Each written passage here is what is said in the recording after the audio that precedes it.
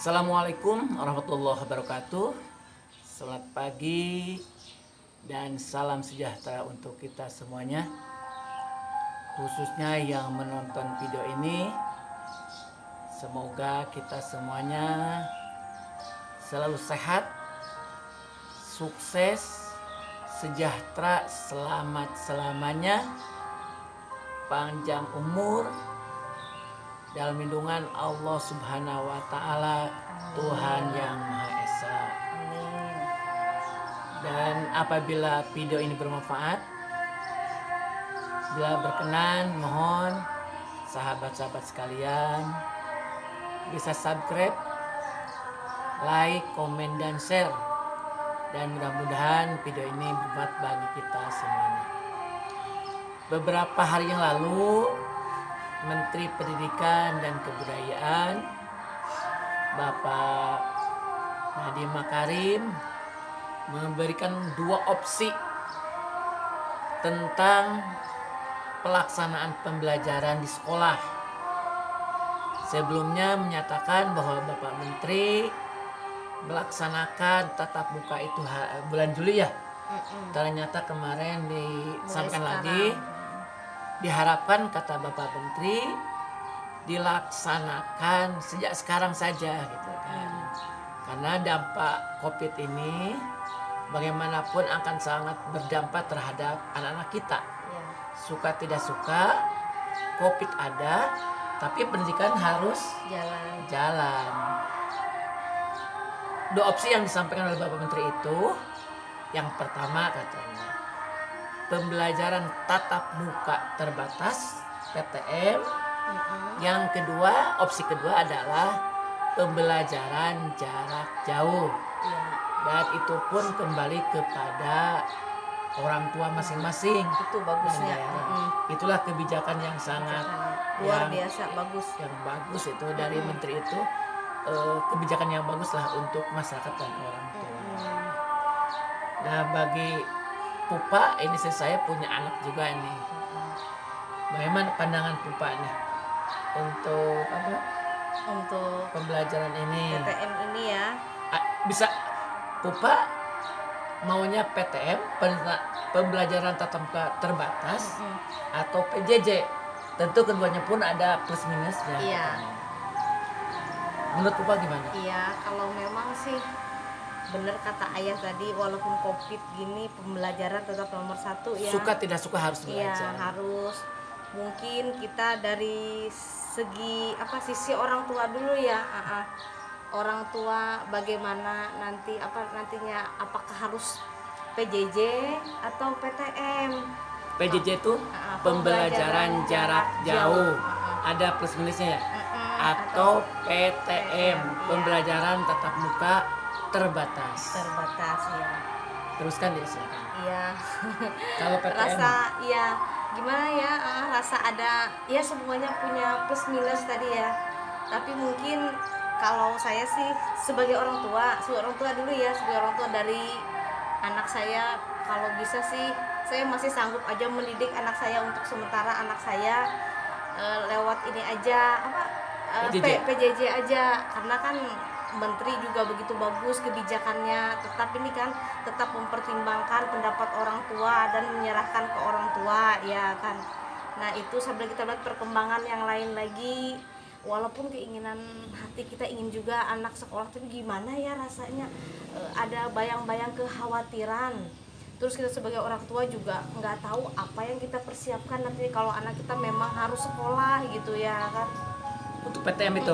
Untuk PTM itu juga. Jadi supaya hilang rasa kekhawatiran kita sebagai orang tua, supaya bisa jalan lah semuanya. Baik, apabila PJJ, ada sebagian orang tua siap PJJ harus siap dengan sejumlah konsekuensi. Jadi harus betul-betul dibimbing anak itu kan. Terutama jangan sampai menyalahkan guru. Benar itu. Jangan menyalahkan kepala sekolah apabila banyak tugas-tugas dari sekolah, dari guru.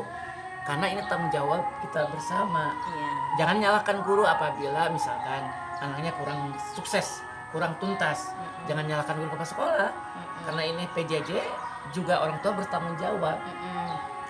juga guru juga jangan terlalu memaksakan anak-anak harus bisa karena keterbatasan ini ya. Nah, jadi selain PJJ juga ada dampaknya PJJ itu. Anak mungkin sering ada keluarga atau anak yang sering terlalu banyak main game. Kalau dengan PJJ itu ada kekurangannya juga.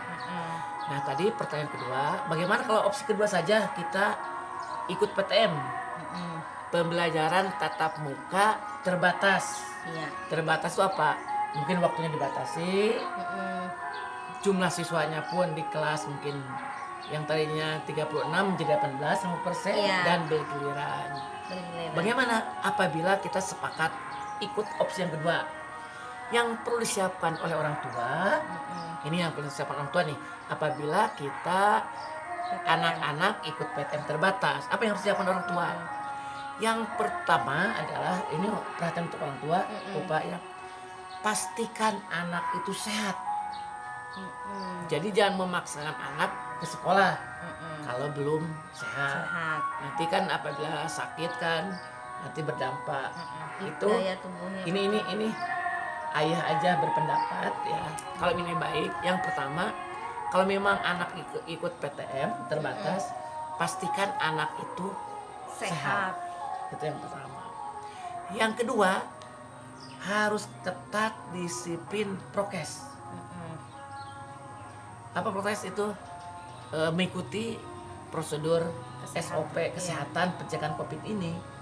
Misalkan harus pakai masker, sanitizer, bawa dari rumah. Pokoknya keperluan itu, penjagaan itu anak harus dibawa. Harus dibawa oleh anak gitu. Orang tua harus nyiapkan.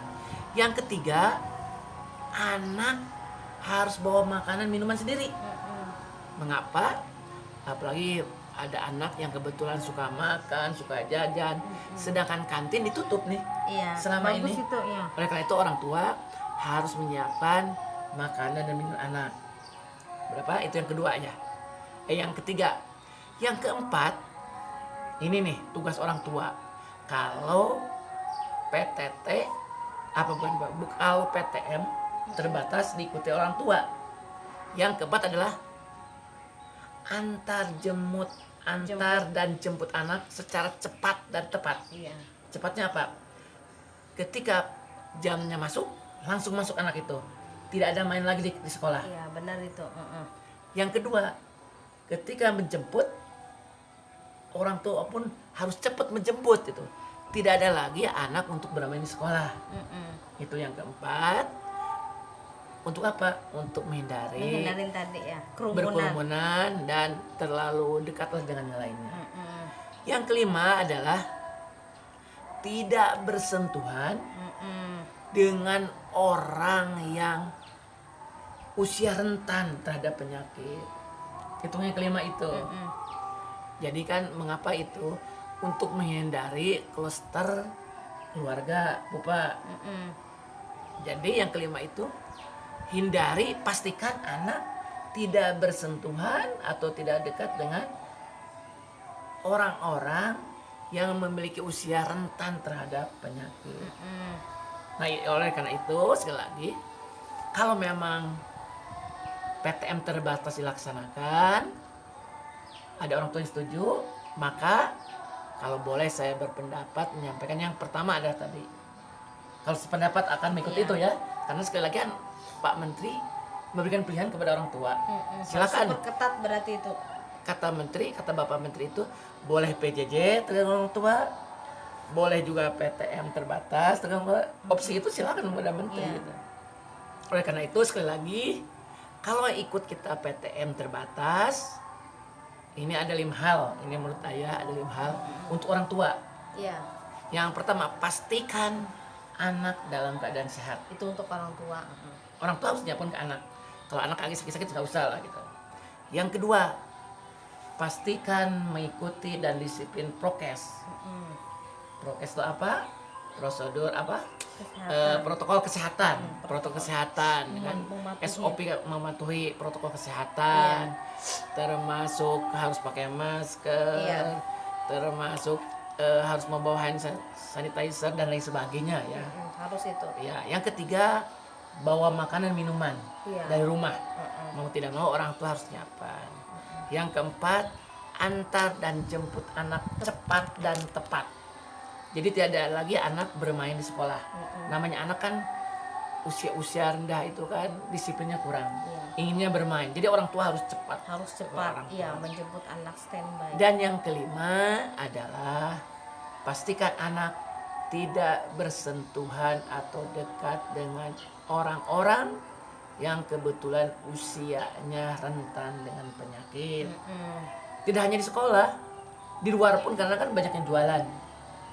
Di kantin ditutup, ternyata kan di luar ada juga yang jualan. Karena bergerombolan ya, berkerumun juga. Nah, karena itu orang tua harus cepat cepat orang tua menjemputnya. Iya, berarti itu untuk orang tua. Nanti untuk sekolah mungkin juga ada ya kan. Untuk orang sekolah juga Supaya nanti nyaman. video berikutnya. Iya. Persiapan untuk sekolah, mudah-mudahan di video berikutnya kita akan nyampaikan. Sebagai pihak sekolah. Sebagai sekolah. Karena sekali lagi Bapak Menteri begitu sangat bijak. Dana BOS katanya. Dana BOS tahun 2021 itu difokuskan kepada penyelenggaraan PTM lah. pembelajaran tatap muka terbatas. Di antaranya untuk vaksin guru, kepala sekolah, tenaga pendidikan, Kesehatannya benar-benar harus juga sudah ini. untuk itu aja persiapan protokol kesehatan dan sebagainya. Iya, jadi digunakan untuk tuh segala masker, kalau bisa wajib lah. Iya. Datang kasih masker atau apa. Iya. Mungkin tidak punya masker, Iya, pokoknya disiapkan. nanti akan disiapkan di Apa tema nih? selanjutnya Di nanti. tema selanjutnya kita ngobrol-ngobrol lagi. Rekan-rekan, sahabat-sahabat sekalian, sebenarnya ini bukan menggurui ya. Hanya ini Berbagi saja berbagi pendapat menurut kita. Apabila ini bermanfaat, silakan dilakukan. Kalaupun tidak, mungkin sebagai pengalaman saja. Itulah ya, itu Iya. yang bisa sampaikan. Itulah yang perlu sampaikan. Mohon maaf atas kekurangannya. Terima kasih atas segala perhatiannya. Duan jibahalap, hiji papa. Ambil yang baik, tinggalkan yang jelek. Mohon maaf kami belum pada mandi. Iya, tadi habis berolahraga pagi. Iya. Olahraga pagi tetap di rumah saja. Karena di rumah pun tetap kita aktivitas.